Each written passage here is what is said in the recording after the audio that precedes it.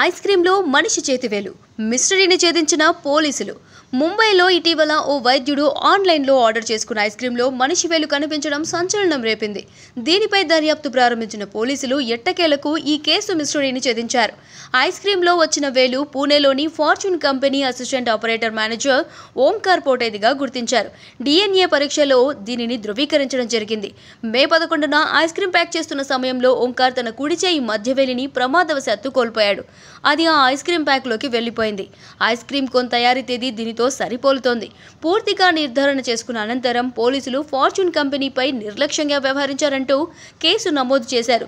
June 12న ముంబైలోని మలాద్కు చెందిన 26 doctor ఓర్లెమ్ Brendan తన సోదరి ఆన్లైన్లో తెప్పించిన బటర్ స్క్రాచ్ ఐస్ క్రీంను తింటుండగా మనిషి వేలు దర్శనమిచ్చింది.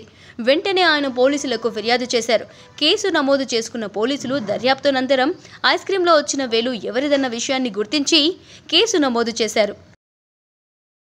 సో ఈ వీడియో కనుక మీకు నచ్చినట్లయితే లైక్ చేయండి, షేర్ చేయండి, మా ఛానల్ని సబ్స్క్రైబ్ చేసుకోండి.